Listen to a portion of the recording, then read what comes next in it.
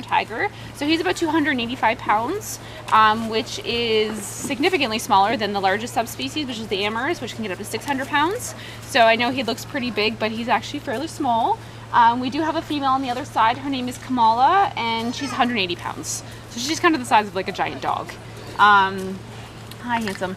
So yeah, these guys are found only on the island of Sumatra. Relative to the other subspecies, the big differences you'll see is their stripes are closer together. Size is a big one, just because with he's going to start whining in a second. Yeah. So he's a very vocal cat. The other keeper I work with, we've started their training program, and for some reason in that time we've been working with them, we've turned him into an incredibly whiny animal. We don't know how we've done that, but he wasn't like this before, so we don't know what we've done, but we do tend to baby them a little, so I don't know if that's it. We actually call Harry our princess. He doesn't like the hot, the cold, ice, rain, snow. So he's kind of like a room temperature tiger. He likes like 21 degrees is ideal. Everything else he's trying to avoid. So we do give them access in the winter. Being from Sumatra, they're not used to negative 30. But those heated caves can sit out at 30, 32 degrees in the winter. So that's usually where he's laying. So like I said, when we were working in protected contact, we still have to be able to provide the same level of care as we do, let's say, your pets at home. We just have to be a little bit more innovative because of this barrier. So we do some maintenance behaviors. Nope. Hey, hello, can you sit? He's like, nope, I'm going to freak out. Sit. Good boy. So we do some maintenance behaviors. We do have an up behavior. I just won't show it because there's fencing, the hot wire. I don't want him to hit. But we do a lay down.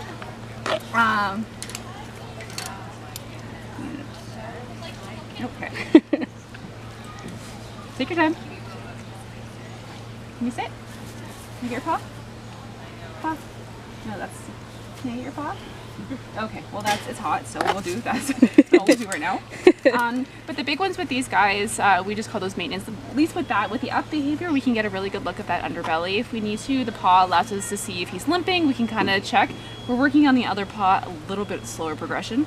But the big ones with him, relative to our female, that I love about him is we can get him into a lay down position and you can shove food in his face and we can get blood from him. So we get blood down the back of the tail.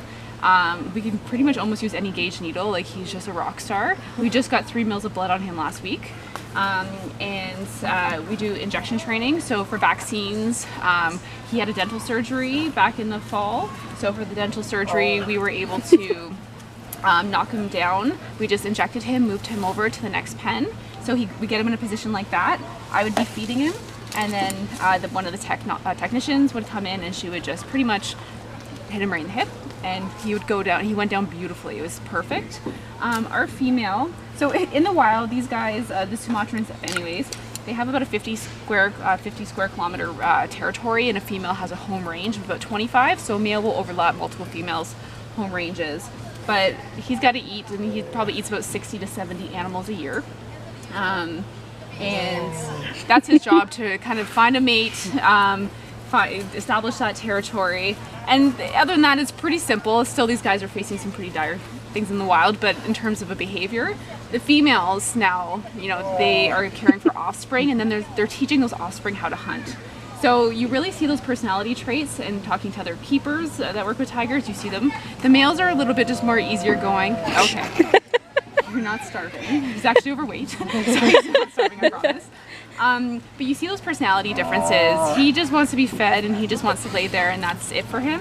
Our female is intense 100% of the times. She has this piercing look that kind of goes right through you, and she's so incredibly intelligent. Okay, yes, I know. She's incredibly intelligent, but things happen on her own terms. So we've actually had to mimic our training program around her. So with that, we're not allowed to inject her because she doesn't like us to poke her with anything. So what we've had to do is we've had to teach her to inject herself. So we actually just hold out the needle and we put lean in on a cue. So we hold it out, we ask her to lean in, and she chooses when, where, what, and how, the pressure, she chooses everything. So the amount of pressure she applies is a contingent on her reinforcement. So if she leans all the way in, then she just gets everything. We call the jackpot. She gets everything all at once. So right now we're working on blood draw with her, and how we're working on that is we are putting the tail flick on a cue, so she'll be giving us her tail. So she's fine as long as she's calling the shots, but if you tell her to do anything, she's like, nope. And she's funny because she knows there's certain places we're not allowed to leave her. So she'll lay in those places for keepers that don't work with her a lot. So I'll get calls frequently like, come with your damn cat. Because she will not go outside, I cannot work, and she frustrates a lot of people. But she's lovely and she's intelligent. And he's just beautiful and easygoing. So they're very opposite end. But the females need to be smarter. I know there's not a ton of males here, but no offense, but they need to be, because they have to provide, they have to up from 60 animals to almost 80 animals. So 20 extra animals a year in those 2 years that they're raising those offspring. And then they have to teach those animals to hunt, to be successful hunters. So I think just from that alone, their purpose and what they need to do in the wild is we can see those kind of from a captive setting. And Harry just likes to eat and sleep. Those are kind of his favorites. He's a fantastic animal for enrichment. So you can see his barrels kind of all around the exhibits. So we could give him a new barrel every day and he's the happiest animal ever. We do for our brushes, that red brush, this is actually from the rhino exhibit. So the rhinos had it for about a year and I just dragged it over. It's extremely heavy, but they love rhino scent. So we'll use pumpkins and like watermelons and sometimes roll them through the rhino house. Or we'll bring over logs through the rhino house and they just start salivating over them. They love the scent, so scent enrichment is big for them. So they do tend to stay. Harry does to spend most of his time over here and Kamala on the other side. We will swap them up and they'll come over and kind of remark that territory every so often.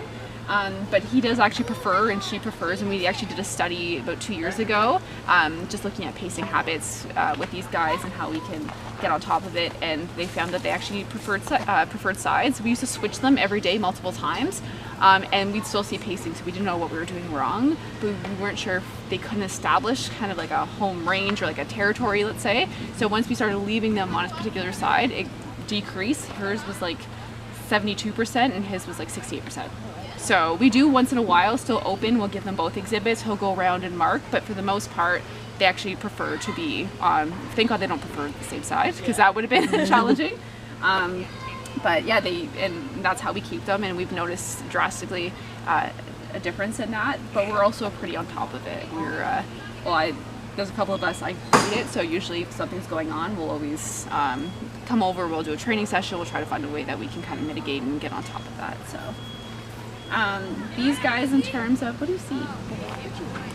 These guys in terms of status, so there's 80 of them in North America, in our North American captive breeding program. We have 5 stud books that look after the captive population internationally, so there's 500 of those, and then there is, on top of that, more people coming? So then on top of that, there's about 400 left in the wild. So on the grand scale, there's about 900 of these guys left in the world. So they are a critically endangered species. We've lost 97% of tigers in the last 100 years, and they're only living in 7% of their historic range. So, you kill me. So with that, I don't know if you were able to get a look at him, and if you have cats at home, you notice how he had his tongue. They have that papillae, which is similar to our cats at home. These guys are a little bit more intense, and they just pretty much are using that to scrape off fur and scrape off anything from those bones. For us, if we're applying max pressure on anything, we do about 200 pounds per square inch of pressure. These guys are about 1,000 pounds per square inch of pressure. So they are just completely built to kill, and they're so efficient at it. They do have actually a fairly low success rate, about 10%. So every 10 kills, they usually get about 1. But they can eat about 60 pounds in a sitting. So they will cachet them and come back to them occasionally, but they usually just load up and go for something else. He's like, I'm getting comfortable because you're obviously not feeding me. And with these guys, so if I were to completely take him and shave him right now, which he would never let me do and I wouldn't, he would have that same stripe patterning. So it's like our fingerprint, so it's unique for each one. So when we're tracking them in the wild, we don't actually go and track tigers because that's incredibly dangerous. But we're able to identify them through camera trapping methods. So we're just looking at that facial pattern. So we're able to work on that. We do have an awareness day coming up. my God, I know this, July 27th, 28th, and we talk a lot about camera trapping. We have cards for Kamala and Harry, and the kids can, there's a bunch of different cards to go with them, and we're trying to get them to match up to see if they can pick out unique patterns with the striping. He's got kind of like a little 3 on the side of this face, whereas Kamala's kind of got a star. That's how I tell them apart, and there's 100 pounds between them, so that's also a good indicator there.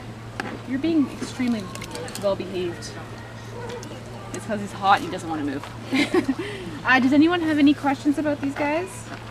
How soft are they? Or coarse is their fur? They're actually fairly soft. Yeah, they're these guys do, interestingly enough, for a tropical species, they do get a winter coat, and we notice when it's starting to, and they've just acclimated to our environment. But we do notice come springtime that we're getting tons and tons. Oh my God! Oh, there you go. They're getting tons and tons of like clumps of hair all over the place. So they do lose it. And they get more of a summer. He looks really bushy in the winter. That his lower bearded mane stands out a lot more.